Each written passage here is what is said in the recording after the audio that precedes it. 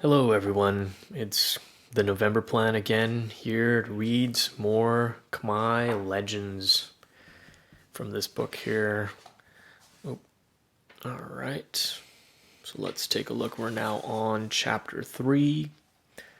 Story goes here male and female mountains. So Phnom Proh, Phnom Srey. All right, let's get started. So along the great Mingkok River, or Mingkok River, lies the province of Kapong Cham, one of the richest provinces of Cambodia. All provinces established along the river begin air names with Kapong, meaning riverbank.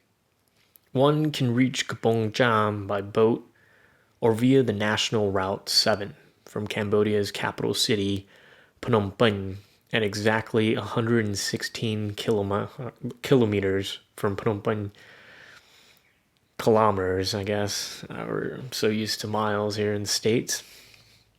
On the west side of Route 7, and 1 kilometer into the countryside, one can see two man made mountains side by side. They are named Phnom Proh and Phnom Srey. Phnom meaning mountain, Proh meaning man, and Srey meaning woman. The story is as follows. Once upon a time, Cambodia, or Kampuchea, as it is sometimes called, was ruled by an unmarried queen named Srey Ayutthaya. Because of her high position, nobody dared ask to marry her.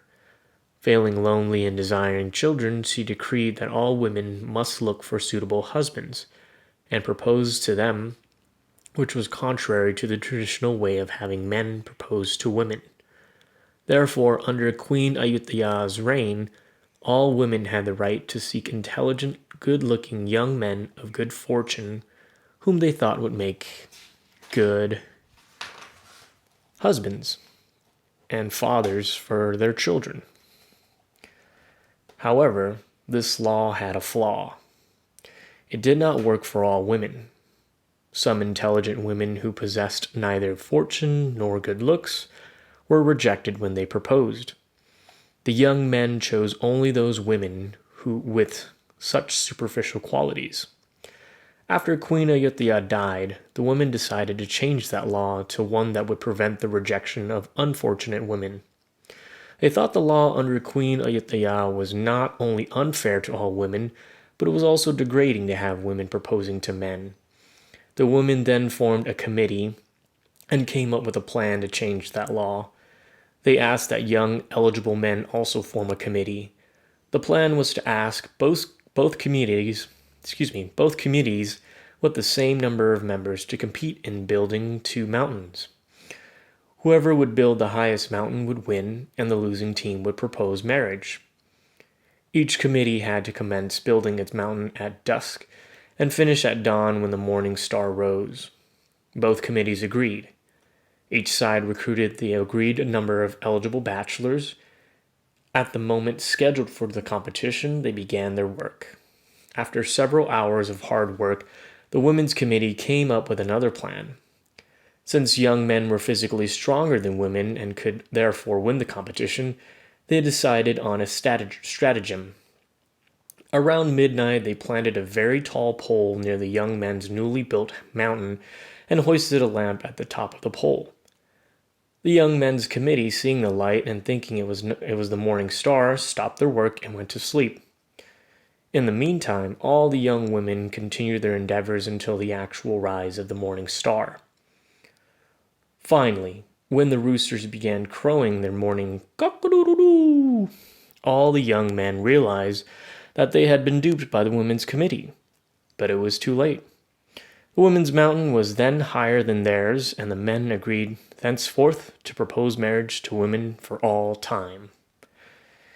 Okay. Interesting.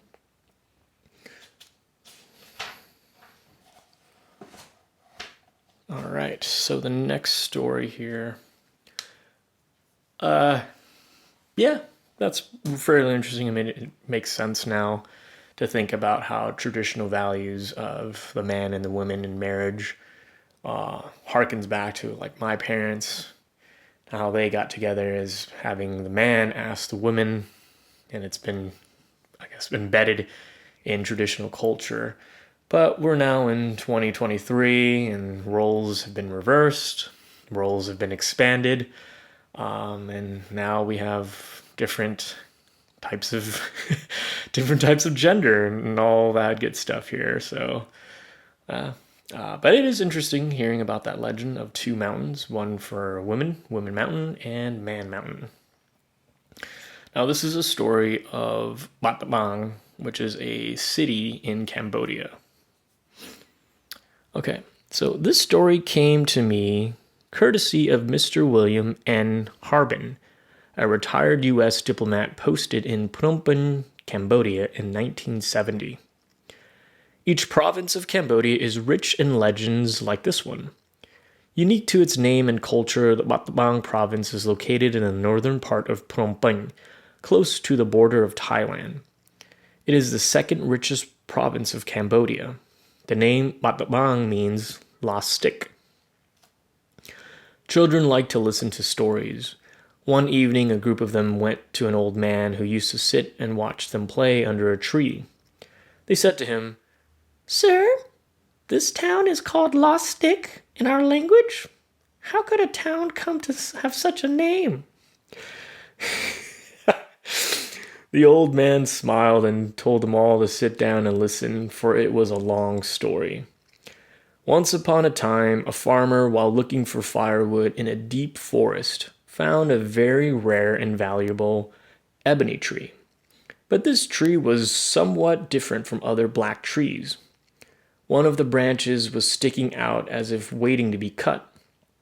The farmer, entranced by this particular branch, decided to cut it as a souvenir. Back at home, he polished the branch, gave it a shape, and made a walking stick out of it, which in his family was called simply the ebony stick, the Bang Kran Hun in Cambodian. The stick was kept among his most precious possessions, and he used it sparingly. The farmer soon discovered that his black stick had magical powers, because it seemed to give the farmer some mysterious persona. Everything seemed to be in his favor.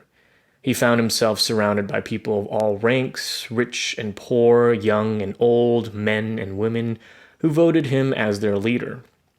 His popularity among the surrounding population was so great that he wanted to use it to his advantage.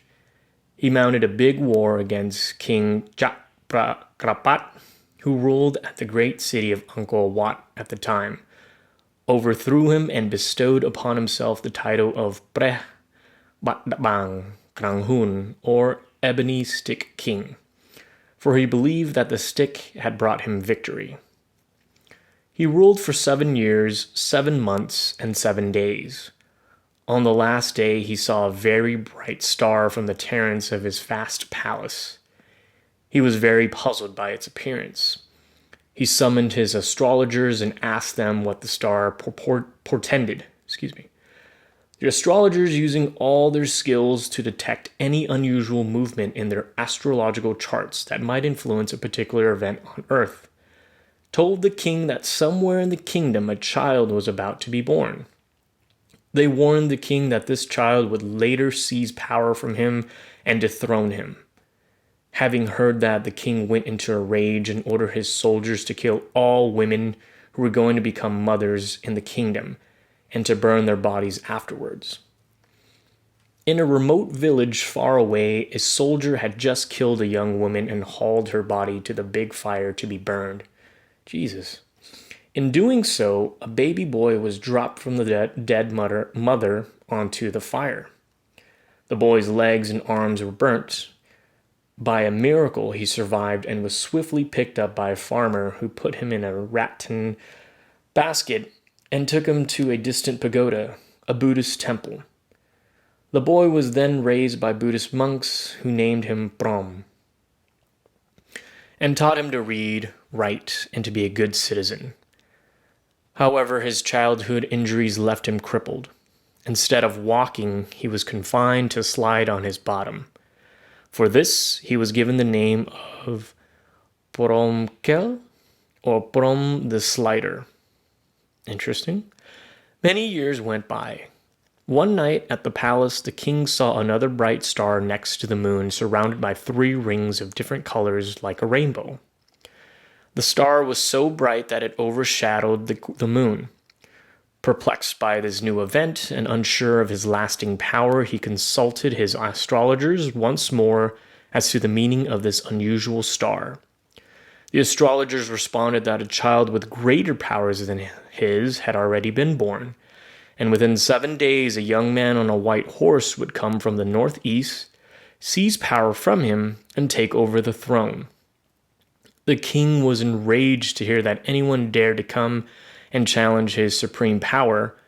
He gathered all his soldiers and took all precautions necessary to prepare for this undesirable intrusion.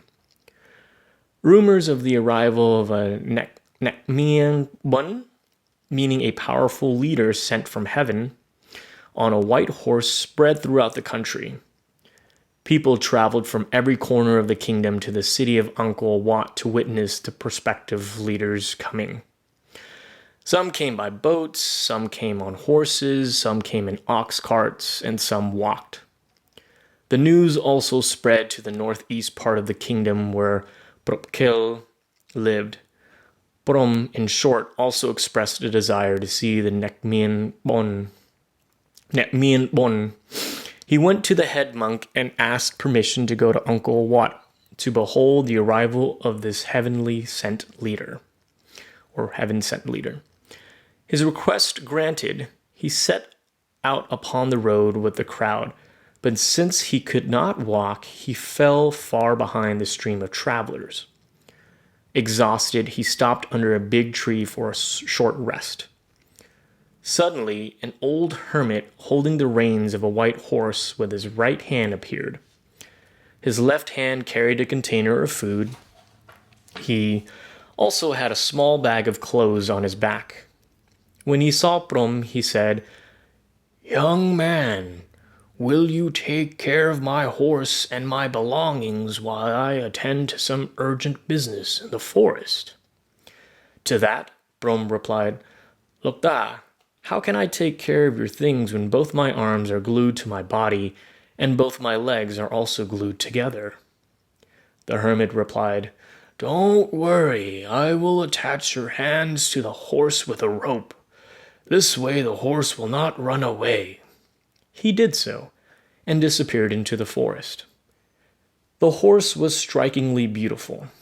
Prom wished he could run his fingers along the horse's back, feel its smooth, white, shiny skin, its white tail and silky white mane. While Prom was quietly admiring the horse took a few steps around him. Suddenly the horse jumped and whinnied. Meow. In doing so, he pulled both Prom's arms apart. To his great surprise, no scars or deformation were seen on the new arms or the body. Prom thought aloud, "By pulling the rope attached to my arms, this horse was able to return my arms to normal. Therefore, he may be able to do the same thing to my legs." Having said that, he used his now free hands to attach his legs to the horse and waited. The horse looked at the rope for a while and gently pulled it. Prom's legs were freed from his injuries and returned to normal. Prom was very surprised to see this new transformation of his body. He could not only use his arms, move his legs, and walk like a normal human being, but it seemed he had become a handsome one as well. Only life worked that way, right? Patiently, he waited for the hermit, the owner of the horse, to return. Hours went by. There was no sign of him. Prom was getting hungry. Unable to still his hunger and thirst by looking at the food container sitting near him, he opened it. When he saw and smelled was beyond his expectations. It smelled delightfully delicious and made his mouth water. Too much temptation. He ate the food which he thought must have come from the gods, washed it down with the heavenly smelling water, and proceeded to open the bag. He took out the clothes inside and got dressed. Everything fit as if the clothes had been tailored for him. He approached the horse and decided to take him for a short ride. As soon as he mounted the horse, it immediately fled at lightning speed, taking its new master to the royal palace several hundred miles away. The horse stopped in the area not far from the town of Angkor Thom, where King Battambang Kranghun resided. The king, enraged to see such an arrogant intruder in the vicinity of his palace, went to his throne, where he hid his magic stick in his silver holder, picked it up, and threw it at the young man. The stick missed its target, flew hundreds of miles away, and fell in a forest which then became known as Forest of the Lost Stick, or in Khmer, Battambang. Bat meaning lost, and Bang meaning stick. Later, the spelling was changed to Battambang. Today, Battambang, with its proximity to Siem Reap, has become the second richest province in Cambodia. Sensing that he was powerless without his magic stick, I got the magic stick, King Battambang Kranghul entered a secret passage, left the palace, and fled to safety in Thailand. A cheerful crowd rushed from everywhere to see the young man draped in royal clothing standing by the white horse. And they knew that he was the new Mien Bun sent from above to rule the kingdom. They escorted him to the palace and declared him the new king under the name of Prehbat Prokil, or King Promkil. Later, the king was also known as Prehbat Santop Aknurit. Good luck, people. That pronunciation has evaded me. To pay tribute to the horse that helped him to power, Prehbat Prokil ordered a flag in the middle of which stood a white horse. The white horse flag became the national symbol during his reign. At another village named Samrung Chongkal in the province of Siem Reap, where Promkil had received the horse from the hermit, a temple, Prasat, about 5.5 meters high and 15 to 16 meters in diameter, was built in his honor. Inside, in the center, there is a throne, or balang. This temple is flanked by 2 man-made lakes on the east and the west. Farther north, approximately 100 meters from the temple, there is a river. Okay, well, that should conclude the following chapters. Thank you guys, and once again, please subscribe, comment in the comment section, let me know what you guys think about Khmer Legends and my reading. If there's anything you'd like for me to read, let me know. If I need some critiques, that would be helpful as well. I appreciate your guys' time. Till next time, have a wonderful evening or good day or good afternoon. All right, I will see you next time.